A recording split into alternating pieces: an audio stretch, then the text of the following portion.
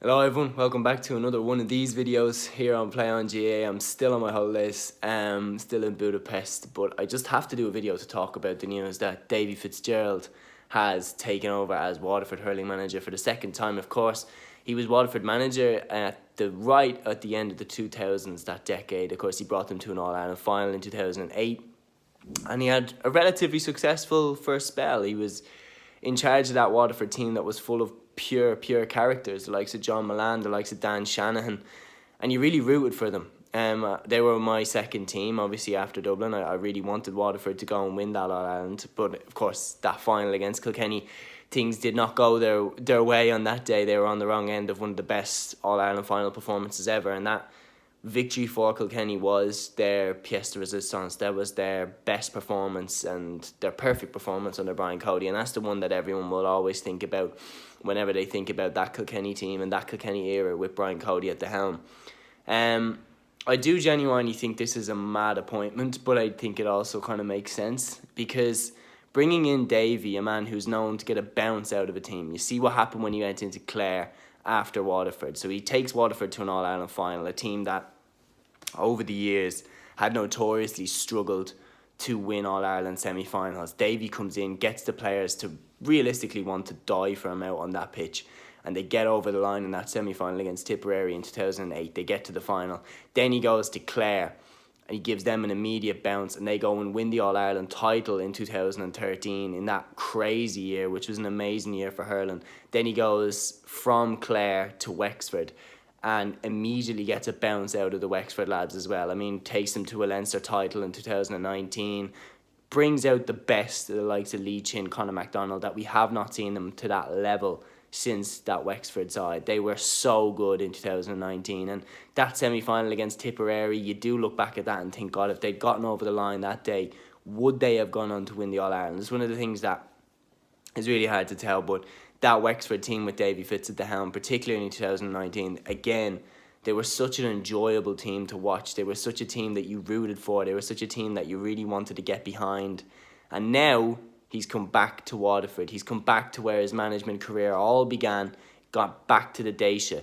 And this is a Dacia team, remember, that have just been hurt. They really have just been hurt. They've had a terrible year from what promised to be such a good year for Waterford. Of course, they won that league in the start of 2022. Liam Cahill had them playing some amazing hurling.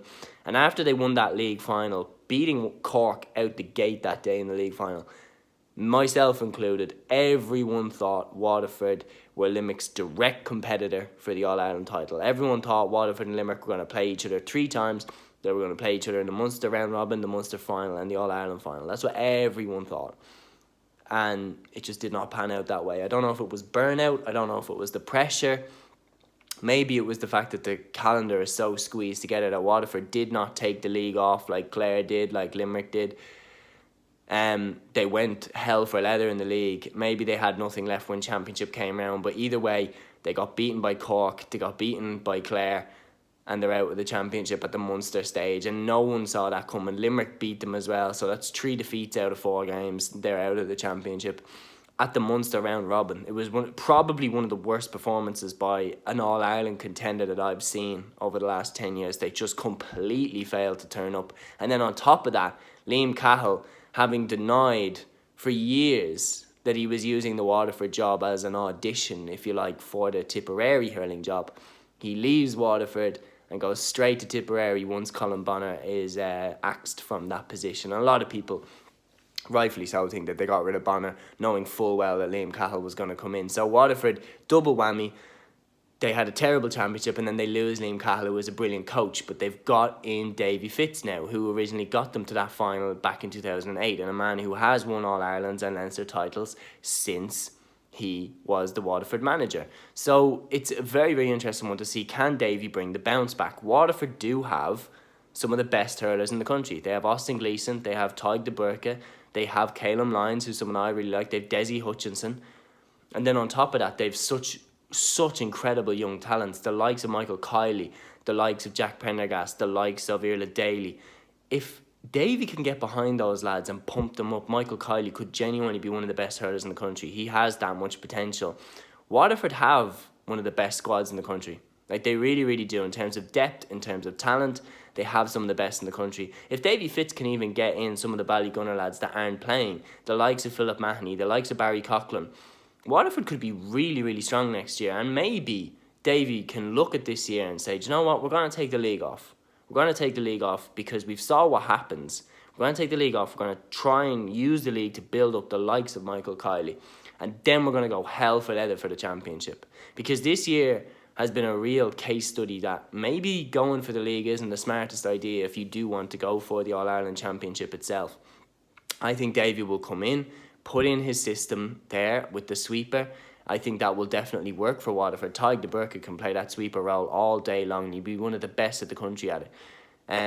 I feel like I'd be interested to see how Davy uses Austin Gleeson, how he uses Pádraig Mahoney, Stephen Bennett, Desi Hutchinson, Jamie Barron. It's going to be really, really interesting to see because his analysis on the Sunday game I thought was really, really good. He seemed to know how he would go about playing against Limerick. And when he was at Wexford didn't really play Limerick. So we haven't really seen Davy have a crack at this Limerick team. And coming into a Waterford side that I believe have the players to beat Limerick. I do think Waterford have the players to beat Limerick on any given day because, you know, they have some of the best in the country. And they nearly beat them this year when they weren't playing the best. They hit those 2 late goals. They went down by 5 points, I think it was. So they're not a million miles off them. And if Davy comes in, implements the system to the best of his ability, which we know he can, I think Waterford could be right up there as All-Ireland contenders next year. So my opinions on this appointment, my reaction to this appointment is that it's a very good appointment by Waterford. And I think it could be the perfect storm and they could potentially go on to great success. Obviously, I'm speaking in August 2022. I don't know how it plays out, but right in this moment, I think Waterford have made the correct appointment to get a bounce out of this very, very talented team. And you never know, that bounce could take them to the All-Ireland.